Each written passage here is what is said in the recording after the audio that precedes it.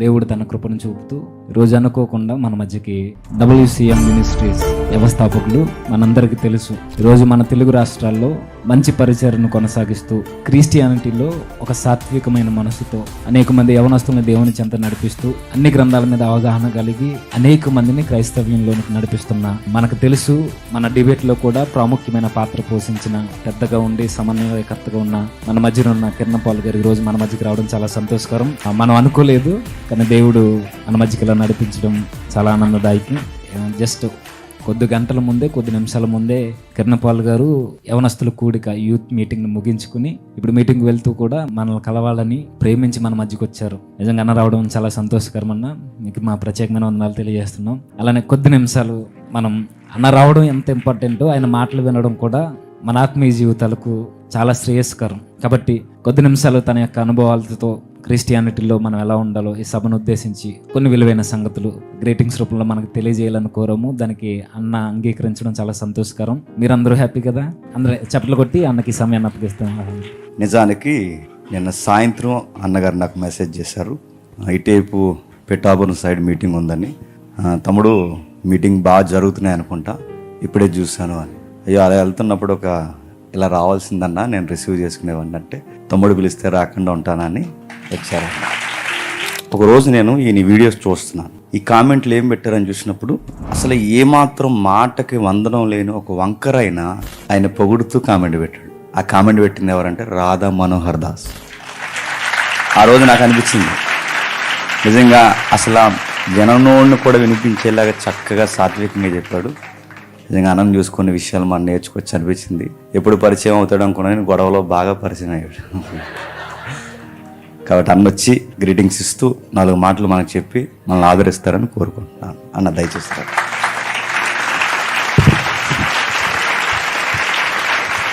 Praise the lord. దేవునికి మహిమ కలుగును గాక. ఆమేన్. క్రీస్తునందు నా సాటి దేవుని కుటుంబ ప్రజలు మీరందరూ, ప్రభువు పేరట మీకు సమాధానం కలుగును గాక. నూతన సంవత్సరంలో అడుగు పెట్టాం కాబట్టి ఈ సంవత్సరంలో నూతనమైన తీర్మానంతో పాతవి గతించెను సమస్తము నూతనమాయననే వచనాన్ని జ్ఞాపకం చేసుకొని ఒక నూతన తీర్మాన బలం పొంది మీరు వర్ధిల్లుదురుగాక. కాలం గతిస్తుంటే కాలంతో పాటు అదృష్టాలేమి రావు. కాలం గతిస్తూ ఉంటే కాలాన్ని అదృష్టంగా మార్చుకునే శక్తి మన విశ్వాసానికి ఉంది. గట్టిగా చెప్పండి ఆ మాట. ఆమేన్. మన ఆలోచన విధానం ఎంత స్థిరమైతే కాలంతో పాటు మన అంతస్తు అంత ఉన్నతమవుతుంది. నూతన సంవత్సరం రాగానే కొత్త దీవెనలేమి రావు, కానీ నూతన సంవత్సరంలో మన ఆలోచన ఇంకా నూతనమైతే మనమే దీవెనగా మారిపోతాం, మనమే ఆశీర్వాదంగా మారుతాం. నేను ఎప్పుడు గడిచిన 19 సంవత్సరాలుగా ప్రతి సభలో నేను ఒక స్లోగన్ ఇస్తూ వస్తున్నాను. ఆశీర్వాదాలు దీవెనల కొరకు సంఘం మందిరానికి రాకూడదు, ఆశీర్వాదాలు దీవెనల కొరకు సభలకు వెళ్ళకూడదు. మనమే ఆశీర్వాదంగా మారడం కొరకు మందిరానికి వెళ్ళాలి, మనమే ఆశీర్వాదంగా మారడానికి సభలకు వెళ్ళాలి. ఆశీర్వాదాల వెంట మనం కాదు, మన వెంటే ఆశీర్వాదాలు. ఆమేన్. అందుకు ప్రాస్పరిటీ వెంట మనం పరిగెత్తొద్దు, మనం ప్రాసెస్ వెంట పరిగెడదాం. ప్రాస్పరిటీ మన వెంటే వచ్చేస్తుంది. సో నా సాక్ష్యం అదంతా కూడా మీరు యూట్యూబ్లో చూసే ఉంటారు, వినే ఉంటారు. పసితనం నుంచి నేను నేర్చుకున్నది ఒకటే, ప్రాసెస్ వెంట పరిగెత్తడం. ఆ రోజు నుండి ఈ రోజు వరకు ఎప్పుడు ఎవరి దగ్గర చేయి చాపకుండా, ఇండైరెక్ట్ గా కూడా ఎప్పుడు అడగకుండా, దేవుని మహాకృప ఇన్ని సంవత్సరాలు దేవుడే సమస్తాన్ని సమకూర్చడానికి కారణం ఒకటే, ప్రాసెస్ వెంబడించడం. మీరు కూడా ప్రాసెస్ ని వెంబడించండి, ప్రాస్పెరిటీ దానికదే వచ్చేస్తుంది. ఈ నా జీవిత లక్ష్యాన్ని లేదా నా తీర్మానాన్ని, నా రోషాన్ని దృష్టిలో ఉంచుకుని ఒక వచనం మీ ముందు చదువుతాను. కీర్తనల గ్రంథం 73వ కీర్తన 24వ మాట చదువుకుందాం. నీ ఆలోచన చేత నన్ను నడిపించెదవు. ఆమేన్. ఆయన ఆలోచన చేత నడిపించబడుతున్నప్పుడు మనం మహిమలో చేర్చబడతాం. అయితే ఇక్కడ ఒక విషయం, మహిమ ఉంది, అధిక మహిమ కూడా ఉందంట. దేవుని గూర్చి ఎవరికి ఎక్కువ జ్ఞానం ఉంటుందో వారు పరలోక రాజ్యంలో ఎక్కువ స్థాయిలో ఉంటారు. దేవుని గూర్చి ఎవరికి తక్కువ అవగాహన ఉంటుందో వారు పరలోక రాజ్యంలో తక్కువ వారిగా ఉంటారు. ఎందుకంటే దేవుని గూర్చిన జ్ఞానం మాత్రమే మనకు పరలోకంలో అధిక మహిమనిస్తుంది. జ్ఞానం లేని వాడు పరలోక రాజ్యంలో తక్కువ వాడవుతాడు. అందుకే మనకు దేవుడిచ్చిన ఈ గొప్ప అవకాశం, సంవత్సరం తరబడి సంవత్సరం గడుస్తున్నప్పుడు మనం నానాటికి దేవుని జ్ఞానములో ఎదుగుదుముగాక. ఆమేన్. జ్ఞానము దేవుని ఆలోచన విధానంలోనే ఉంది. ఫర్ ఎగ్జాంపుల్ చెప్తాను. ఈ మార్చ్ రాగానే మీలో చాలా మంది ఎగ్జామ్స్ కోసం ప్రార్థన చేసేవారు ఉంటారు కదా. మార్చ్, ఏప్రిల్ అంతా ఎగ్జామ్ మార్కుల కోసం ప్రార్థన చేస్తారు. నేను మిమ్మల్ని ప్రభు పేరిట బ్రతిమాలుతున్నాను, ఎవరు మార్కుల కోసం ప్రార్థన చేయకండి. మీరు ఎంత ప్రార్థించినా మార్కులు రావు. ప్రార్థనకు మార్కులు రావు. దేవుడు అసలు మార్కులు వెయ్యడు. మీరు చెప్పండి, నీ 20ని 60 చేసేయాలా? నీ 60ని 80 చేసేయాలా? దేవుని న్యాయం ఎలాంటిదో మీకు అర్థమయ్యేటట్టు చెప్తాను. ఒక వ్యక్తి 2 గంటలు ఏడ్చి ప్రార్థిస్తున్నాడు మార్కులు కావాలని. ఇంకో వ్యక్తి 2 గంటలు కష్టపడి చదివాడు. మీరు చెప్పండి, ఎవరు పాస్ అవ్వడం న్యాయం, ఎవరు పాస్ అవ్వడం దేవుడు కోరుకుంటాడు? అంటే ఏది న్యాయమో ఇప్పుడు మీకు బాగా మీకే న్యాయం తెలిస్తే, న్యాయానికే కేర్ ఆఫ్ అడ్రస్ దేవుడు, న్యాయానికి చిరునామే దేవుడు. ఈ 2 గంటలు ప్రార్థన చేసినోడికి మార్కులు ఎట్లా వేస్తాడు? కాబట్టి మార్కులు ప్రార్థన చేస్తే రావు. అయితే నేను ఒక 3 చెప్తాను. నేను చెప్పే 3 రకాల ప్రార్థన చేస్తే మీరు అసలు ఫెయిలే అవ్వరు. అదేంటన్నా? ఇప్పుడే మీరు ఏమన్నారు? ప్రార్థిస్తే మార్కులు రావన్నారు. మళ్ళీ ఇప్పుడే నేను చెప్పినట్టు ప్రార్థిస్తే మీరు తప్పకుండా పాస్ అవుతారంటున్నారు. ఏమిటి అని అంటే, ఒక నియమం ఉంది బైబిల్ గ్రంథం ప్రకారంగా. దేవునికి ఒక చట్టం ఉంది. ఆ ప్రకారంగానే మన విశ్వాసం, మన మాట, మన ఆలోచన, మన ప్రవర్తన కొనసాగాలి. 3 మీ ముందు పెడతాను. మొట్టమొదటిది, దేవుణ్ణి అడగండి, జ్ఞాపక శక్తిని వరముగా ఇవ్వు ప్రభువా అని అడగండి. తప్పక ఇచ్చేస్తాడు ఆయన. రెండవది, ఎగ్జామ్స్ టైంలో ఆరోగ్యాన్ని ఇవ్వండి ప్రభువా, ధైర్యాన్ని ఇవ్వండి ప్రభువా అని అడగండి, ఇచ్చేస్తాడు. మూడవది అడగండి, ప్రశ్న చూడగానే నేను చదివిన ఆన్సర్స్ జ్ఞాపకం చేయి ప్రభువా అని అడగండి. చాలు. రాయమని అడగద్దు, మీరే రాయాలి. మనకి ఎలా అలవాటు అయిపోతుందంటే, ఏదైనా ఒక ప్రాబ్లం వచ్చినప్పుడు దాన్ని ఎదిరిస్తామని దేవుడు చూస్తాడు. తప్పించు ప్రభువా అని మనం అడుగుతాం. శ్రమలు తప్పించమని పొరపాటును అడగండి. శ్రమలను గెలిచే శక్తిని నాకు ఇవ్వండి ప్రభువా అని అడగండి. మీరు సైనికులు అయిపోతారు. ఆమేన్. శ్రమలను ఎదిరించే శక్తిని ఇవ్వు ప్రభువా అని అడగండి. మీరు ఇంకో జేమ్స్ అవుతారు. Praise the Lord. శ్రమలను ఎదిరించడం నేర్చుకోవాలి. పోరాడి గెలవడం నేర్చుకోవాలి. నిందలు వస్తాయి, అవమానాలు వస్తాయి, శ్రమలు వస్తాయి, కల్పిత మాటలు ఎన్నో చెప్తారు. నీవు దేవుని ముందు సరిగ్గా ఉన్నది నిజమైతే దేవుడి నిన్ను నిరూపిస్తాడు. ప్రపంచం తలదించుకునేలా నీ తలెత్తుతాడు ఆయన. కాబట్టి మనం ఆయన్ని నమ్ముకుందాం, మనల్ని మనం నమ్ముకోవద్దు. ఒక్క మాట మర్చిపోకండి, నిన్ను నీవు నిరూపించుకోవాలనుకుంటే దేవుడు నిరూపించడు. నిన్ను నీ దేవుడే నిరూపించే వరకు ఓపిక పట్టు. నిన్ను నువ్వు నిరూపించుకుంటే నీ గ్రామానికే తెలుస్తుంది. నిన్ను నీ దేవుడు నిరూపిస్తే దేశానికి తెలుస్తుంది. Praise the Lord. దేవునికి మహిమ కలుగును గాక. ఇది స్త్రీలకు కూడా వర్తిస్తుంది, పురుషులకు కూడా వర్తిస్తుంది. ఎవరైనా ఒక మాట అంటే ఓర్చుకోలేక తిరిగి వారిని అనే వరకు మనకు సాటిస్ఫాక్షన్ ఉండదు కదా. కాబట్టి మీరు ఒక పని చేయండి, ఖచ్చితంగా మిమ్మల్ని ఎవరైనా ఒక మాట అంటే దేవుని ముందు ఒక్కసారి కన్నీళ్లు కార్చి వదిలేసేయండి. దానికి తిరిగి దేవుడు సమాధానం చెప్పే వరకు మౌనంగా ఉండడు ఆయన. యథార్థవంతుల కన్నీటికి దేవుని దగ్గర చాలా విలువ ఉంది. అయితే మీకోసం నేను ఒక రోషం కలిగిన సందేశాన్ని నా మనసులో మోసుకొని తిరుగుతున్నాను. అందుకే తమ్ముడు పిలవగానే ఖచ్చితంగా మీకు ఈ వార్త అందించాలి అనే ఆలోచనతో వచ్చేసాను. ప్రస్తుత క్రైస్తవ సమాజం భారతదేశానికి అపార్థమయ్యింది. అపార్థమైన క్రైస్తవ్యాన్ని భారతదేశానికి అర్థమయ్యేటట్లు చేద్దాం రండి. మొత్తం భారతదేశం అర్థం చేసుకునేటట్లు క్రైస్తవ్యాన్ని ప్రకటిద్దాం. ఆమేన్. చాలా విషయాల్లో క్రైస్తవ్యం ఇప్పటికీ భారతదేశానికి అర్థం కాలేదు. మన పద్ధతి, మన ఆలోచన విధానం, మన సువార్త, మన ప్రేమ అన్నీ అపార్థం అయిపోయాయి. మనం ఆచారాలు, సాంప్రదాయాలు మార్చేవారిగా ఈ ప్రపంచం మనల్ని చూస్తుంది. భారతదేశానికేమో క్రైస్తవ్యం అర్థం కావాలి, క్రైస్తవ్యానికేమో బైబిల్ అర్థం కావాలి. ఈ 2 జరిగినప్పుడే సర్వోన్నతుడైన దేవుడు ఆనందించి సంతోషిస్తాడు. మనం బైబిల్కి ఎంత దూరంగా ఉన్నామో తెలుసా? అందుకే కదా ఈ సెమినార్స్ అన్నీ కూడా బైబిల్కి మనల్ని దగ్గరకు తీసుకొని రావడానికి. ఒక మాట మీ ముందు పెడతాను, ఒక ప్రశ్న ఆలోచించండి. ప్రకటన గ్రంథం ప్రకారం, బైబిల్ గ్రంథం ప్రకారంగా పరలోక రాజ్యంలో ఆకలి దప్పులు ఉంటాయా? Very good. మీకు బాగా తెలుసు, ఎందుకంటే మీరు బైబిల్ని చదివిన వారు. కొంచెం గట్టిగా చెప్తారా ధైర్యంగా? మరలా అడుగుతాను. ఏంటి, నేను ఇంగ్లీష్లో మాట్లాడేసాను మధ్యలో? ఓకే, ఈసారి తెలుగులో చెప్తాను. పరలోక రాజ్యంలో ఆకలి దప్పులు ఉంటాయా? ఉండవు. అద్ది సరే. పరలోక రాజ్యంలో ఆకలి దప్పులు లేకపోతే దేవదూతల ఆహారం ఎందుకున్నట్టు పరలోకంలో? ఊరికే ఆలోచించండి. ప్రకటన గ్రంథంలో ఉంది డైరెక్ట్గా ఆకలి దప్పులు లేవని. సరే, పరలోక రాజ్యంలో ఆకలి దప్పులు లేవు, ఓకే. మరి సంఘానికి క్రీస్తుకు వివాహమైన తర్వాత పెళ్లి విందు ఎందుకు జరుగుతుంది? ఆకలి దప్పులు లేని చోట పెళ్లి విందు ఎందుకు? ఆకలి దప్పులు లేవనే మాట నిత్య సత్యం, ఎందుకంటే లేఖనం అలా చెప్పింది కాబట్టి. జయించిన వారిని పరదేశిలో ఉన్న జీవవృక్ష ఫలములు భుజింపనిత్తునన్నాడే. మరి ఆకలి దప్పులు లేని చోట ఈ ఫలముల భోజనం ఏమిటి?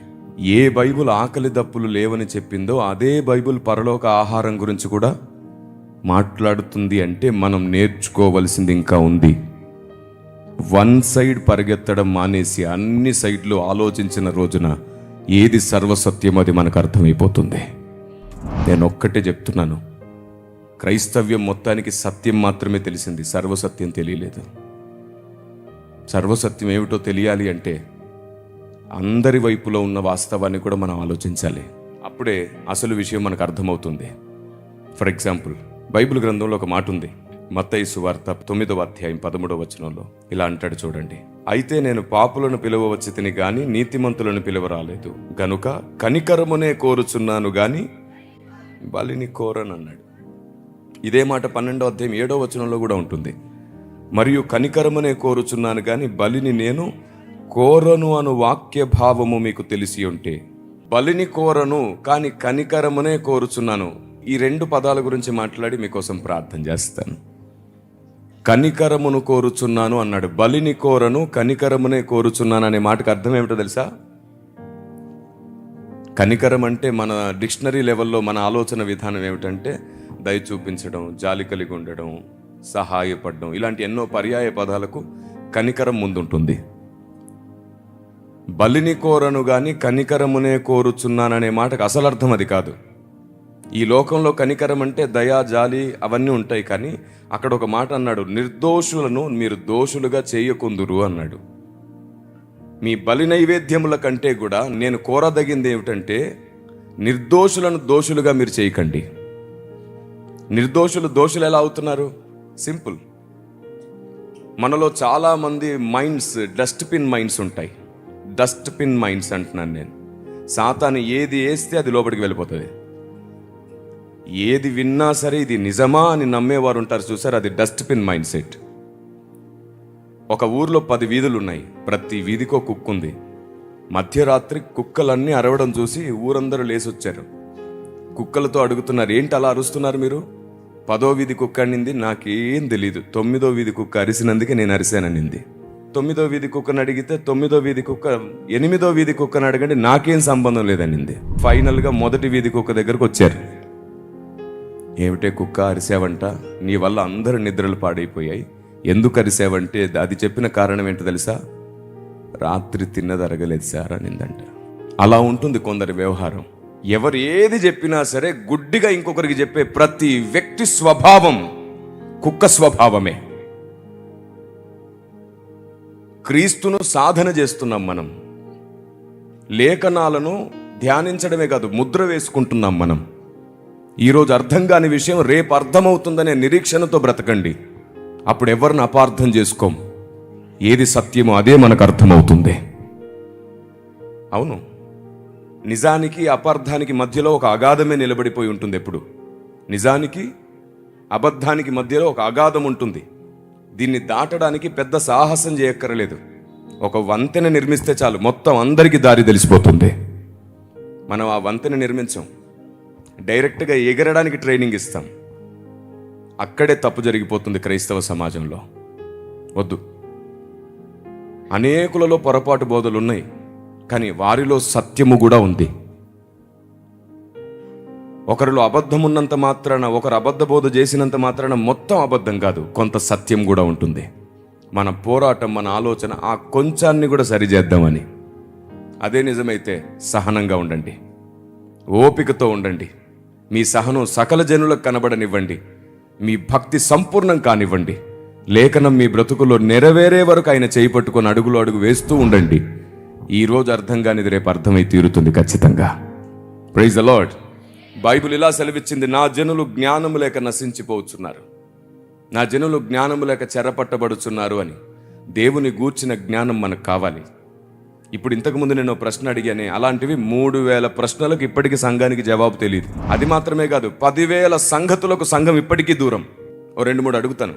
కొంచెం ఆలోచించడానికి మాత్రమే. మీకేదో తెలియదు అని చెప్పడం నా ప్రయత్నం కాదు. మనకి ఇంకా చాలా విషయాలు తెలియదు అని స్పృహ కలిగించడానికి చెప్తున్నాను. ఆదరణ ఎప్పుడు కలుగుతుందో తెలుసా? ఎంత దూరం ఉన్నామో తెలిసి ఎంతలో త్వరగా వెళ్ళిపోతామో తెలిసినప్పుడు ఒక నిరీక్షణ కలుగుతుంది. మీరు బైబిల్కి ఎంత దూరంగా ఉన్నారో తెలిస్తే ఎంత త్వరగా దగ్గరికి వెళ్ళాలో కూడా మీకు అర్థమైపోతుంది. మీ పోరాటం మరల నూతనం అయిపోతుంది. Praise the Lord. ఏదో ఒకసారి అందరు చెప్తారా మాట? ఆమేన్. Praise the Lord. అందరు కలిసి స్తుతించడంలో లాభం ఉంది. మన పక్కనే కొందరు ఉంటారు, ఆయన్ని స్తుతించడానికి కూడా సిగ్గుపడేవారు. నీ స్తుతి మరొకరికి స్తుతి నేర్పిస్తుంది. నువ్వు బిగ్గరగా స్తుతిస్తే వారు సిగ్గుపడ్డం మానేసి వారు దేవుణ్ణి స్తుతించడం నేర్చుకుంటారు. Praise the Lord. నేను చాలా సంతోషిస్తున్నాను మిమ్మల్ని అందరినీ చూస్తూ. భవిష్యత్తులో మీరు ఈ దేశానికి జవాబుగా నిలబడేటట్లు దేవుడు చేయునుగాక. మీ ప్రాంతంలో ఎలాంటి ప్రశ్నలు వచ్చినా సహనంతో సమాధానం చెప్పేవారు అవుదురుగాక. సహనం మాత్రమే ఈరోజు ఈ భూమి మీద భారతదేశాన్ని గెలవడానికి ఆయుధం అవుతుంది. మీరు ఎంత ఓపికగా ఉంటారో అంత త్వరగా సత్యం సమాజానికి అందుతుంది. మీరు ఆవేశపడి కామెంట్లు చేసినా, ఆవేశపడి అవసరం లేని వారికి లైకులు కొట్టినా, వారి మాటలు సమాజంలో తప్పకుండా అపార్థం అవడమే కాదు, మొత్తం క్రైస్తవ్యానికి అపార్థాన్ని తెచ్చిపెడతాయి. ఆవేశపడనే వద్దు. మీరెంత ఓపికతో ఉంటారో అంతగా సత్యం గెలుస్తుంది. మీరు ఆవేశపడితే మీ ఆవేశమే వారికి పెట్టుబడి అవుతుంది. అవును, ఆవేశాన్ని తీసుకెళ్ళి వారి స్వామీజీలకు, పూజారులకు చూపించి మరీ వాళ్ళు క్యాష్ చేసుకుంటున్నారు అన్నింటినీ. క్రైస్తవుడు రోషంగా ఉండడం వేరు, ఆవేశపడడం వేరు. నరుని కోపం దేవుని నీతిని. అయితే రోషం అంటే ఏంటో తెలుసా? ఎన్ని ఆటంకాలు వచ్చినా, ఎన్ని నిందలు వచ్చినా, ఎన్ని సమస్యలు వచ్చినా ప్రారంభించిన దేవుని పని ఆపకుండా ముందుకెళ్తారు చూశారు, దాన్నంటారు రోషం. కోపాన్ని రోషం అనరు. పని కోసం స్థిరమైన తీర్మానం రోషం. దేవుని చిత్తం నెరవేర్చే వరకు ఆగకుండా ఉండే ఆలోచన విధానం పేరు రోషం. అతన్ననాలి రోషగాడని. కాబట్టి పరిశుద్ధ బైబిల్ గ్రంథానికి మనం ఎంత దగ్గరగా వెళ్తే అంత మంచిది. అందుకే నేను ఈ 4 ప్రశ్నలు మిమ్మల్ని అడగాలనుకుంటున్నాను. చాలా చోట్ల భూకంపాలు, యుద్ధాలు సంభవించినప్పుడు పసిపిల్లలు చనిపోతుంటారు కదా. దేవుడు కాపాడాలనుకుంటే వారిని ఒక రోజు ముందు కాపాడగలడా లేడా? ఎందుకు కాపాడట్లేదు? ఏదో పెద్ద కారణమే ఉంది. చాలామంది సేవకులు హార్ట్ స్ట్రోక్తో చనిపోతున్నారు, యాక్సిడెంట్స్లో చనిపోతున్నారు. దేవుడు కాపాడాలంటే కాపాడగలడా లేదా? ఎందుకు కాపాడట్లేదు? మనలో చాలామంది భూమి మీద మనుషులు పుట్టక ముందే ఎవరు నరకానికి వెళ్తారో, ఎవరు పరలోకానికి వస్తారో భవిష్యత్ ఎరిగిన దేవునికి ముందే తెలుసా? మరి నరకానికి వెళ్ళే వారిని పుట్టించడంలో దేవుని ఆంతర్యం ఏమిటి? చాలా పెద్ద కారణమే ఉంది. దేవుడు ఇలా చిటికేసేలోపు సాతాన్ని బంధించగలడు, అంత శక్తివంతుడు. కానీ బంధించకుండా విడిచిపెట్టాడు. ఏంటా కారణం? చాలా పెద్ద కారణమే ఉంది. దేవదూతల్లో ఒకరు 4 రెక్కలు, ఒకరు 2 రెక్కలు, ఒకరు 6 రెక్కలతో ఉన్నారు. సృష్టించడమే ఇలాంటి వ్యత్యాసం ఎందుకు సృష్టించావయ్యా అని అడిగితే దేవుడు ఏం చెప్తాడు వాళ్ళకి? చాలా పెద్ద కారణమే ఉంది. అయ్యా, నేను స్త్రీగా నన్నెందుకు పుట్టించావు? నన్ను పురుషునిగా పుట్టించేట నీ కొరకు ఇంకా గొప్ప సేవ చేసేదాన్నని మీలో చాలామంది అడుగుతుంటారు. అవును, దేవుడు నిన్ను స్త్రీగా ఎందుకు పుట్టించుంటాడు? దానికి సైంటిఫిక్గాను, లేకపోతే స్త్రీ పడే కష్టానికి కలిగే ఫలము చూపించి కారణం అని చెప్పి సర్ది చెప్పలేం. ఎందుకంటే ఒక వ్యక్తి స్త్రీగా, పురుషుడిగా పుట్టడం వెనకాల కూడా ఒకవేళ దేవుడే కారణమైతే దానికోసం చాలా పెద్ద ప్రణాళికే ఉంటుంది. ఇలాగూ దేవుని గూర్చి, దేవుని పనిని గూర్చి, దేవుని ఆలోచన విధానం గూర్చి, చివరిలో దేవుని సంకల్పన గూర్చి నువ్వు ఎంత ఎక్కువ తెలుసుకుంటే అంత త్వరగా నువ్వు దేవుని స్నేహితురాలు అయిపోతావు. యోహాను సువార్త 15వ అధ్యాయం ప్రకారంగా బైబిల్ సెలవిస్తుంది ఏమిటంటే, దాసుడు యజమానుడు చేయుదానిని ఎరగడు అంట. 15వ వచనంలో దాసుడు యజమానుడు చేయుదానిని ఎరగడు, కనుక నేను మిమ్మల్ని దాసులని పిలవక. అంటే దేవుడు చేసేదేమిటో మీకు తెలిస్తే మీరు ఆయనకి ఏమవుతారు? ఎస్. ఈ సెమినార్ ఈరోజు నేను మీ ముందు పెడుతున్నది ఏమిటంటే, దేవుడు ఏం చేస్తున్నాడో తెలుసుకోండి త్వరగా. గ్రంథంలో ఉన్నటువంటి దేవుని ఆలోచన విధానాన్ని తెలుసుకోండి. ఒక పెద్ద మాట చెప్పి నేను ముగించేస్తాను, ఎందుకంటే నేను ఇప్పుడు మరలా ఇంకో చోటుకు పరిగెత్తాలి. ఒక పెద్ద మాట చెప్తున్నాను వినండి. దేవదూతలకు కూడా ఇంతవరకు దేవుడు అర్థం కాలేదు. దేవదూతలకు కూడా దేవుని జ్ఞానం ఇంకా పూర్తిగా తెలియదు. అలా అర్థం కాని దేవుడు, అర్థం కాని జ్ఞానం ఈ గ్రంథంలో ఉంది. దీన్ని ఎంత త్వరగా మీరు అర్థం చేసుకుంటారో అంత త్వరగా దేవదూతలకు కూడా పై స్థానం దేవుడు మనకి ఇవ్వబోతున్నాడు. దేవునికి స్తోత్రం కలుగునుగాక. అలాంటి ఉన్నతమైన జ్ఞానం చేత మీరు ముద్రించబడాలి. ఇక్కడికి వచ్చి దేవుని ఆలోచన బోధించబోతున్న సేవకులందరూ కూడా ఆత్మదేవుని చేత నడిపించబడి మిమ్మల్ని స్థిరపరచాలి. తమ్ముడు సెమినార్ గురించి ప్రకటన చేస్తుంటే ఒక క్లిప్ చూశాను నేను. 6 రోజులు కాదు, మీరు 12 రోజులు అడుగుతారు, రండి అన్నాడు. నిజంగానే అది జరుగునుగాక. ఇక మీదట సెమినార్ నేను ఫాలో అవుతున్నా. నిన్ను నాకు పంపిస్తున్నారు. నువ్వు మాట్లాడిన మాటల్ని నాకు స్పెషల్ టీం ఒకటి ఉంది. సిబిఐ ఎంక్వైరీ చేశాను ఈ మీద నేను. రైట్, మంచి తమ్ముడిని దేవుడు మీకు నాయకునిగా ఇచ్చాడు. Praise the Lord. చిన్న ప్రార్థన చేస్తాను మీ అందరి కోసం. సర్వశక్తిమంతుడైన నా తండ్రి, నా ప్రభువా, ఆలోచనకర్త, సెమినార్లో ఉన్న నీ పిల్లలందరి కోసం ప్రార్థిస్తున్నాను. మీరు దయ చూపించండి. ప్రియతమ్ముడు జేమ్స్ కోసం కూడా ప్రార్థిస్తున్నాను. గడిచిన దినాల్లో నీ కుమారునికి మీరు సహాయం చేశారు. ఇప్పుడు కూడా మీరు సహాయం చేయండి. ఆశ్చర్యకరమైన నీ హస్తం నీ కుమారుని నడుపునుగాక.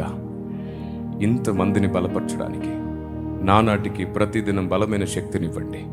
మీరు నాకిచ్చిన అధికారంను బట్టి ప్రార్థిస్తున్నాను. ఆరిపోకుండా ఉండే ప్రార్థనా తైలాన్ని నీ కుమారునికి మీరు వరముగా ఇవ్వండి. పరిశుద్ధుడైన మా ప్రభువా, నీ కుమారుని నిత్యము నీ వివేకంతో నింపండి. సరి అయిన దారిలో వెనక నుండి నీ స్వరంతో నడిపించి అందరినీ బలమైన వ్యక్తులుగా మార్చే శక్తిగా మార్చండి. నీ నోటి బూరగా వాడుకోండి. మీరు నాకిచ్చిన అవకాశాన్ని బట్టి దీవిస్తున్నాను. యేసు శక్తిగల దివ్యనామంలో ప్రార్థన చేస్తున్నాను పరమ తండ్రి. ఆమేన్.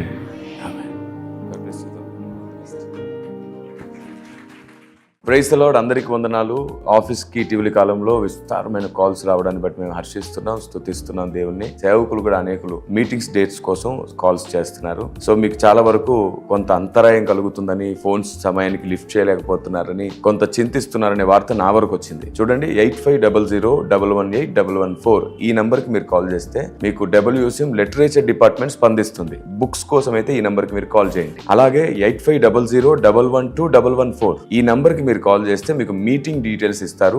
WCM సెక్రటరీ పాస్టర్ జగదీష్ గారితో మీతో డైరెక్ట్ గా మాట్లాడిస్తారు. తమ్ముడు మీకు డేట్స్ ఇస్తారు. సో కొందరు మధ్యరాత్రి 1 గంటకి 2 గంటలకి అలా కాల్ చేస్తున్నారు. అలా కాల్ చేస్తే గుర్తుంచుకోండి, మేము యంత్రం కాదు. నిర్విరామమైనటువంటి ప్రయాణాలు, విస్తారమైన సభలు ఉంటాయి. మీరు చూస్తున్నారు. రాత్రి 10 తర్వాత మీరు కాల్ చేస్తే లిఫ్ట్ చేయడం కుదరదు. ఉదయం 10 లోపు కాల్ చేసినా లిఫ్ట్ చేయడం కుదరదు. అందరూ ఆలోచిస్తారని, అందరూ అర్థం చేసుకుంటారని ప్రభు పేరట మీకు ఈ విషయాన్ని వినిపిస్తున్నాను.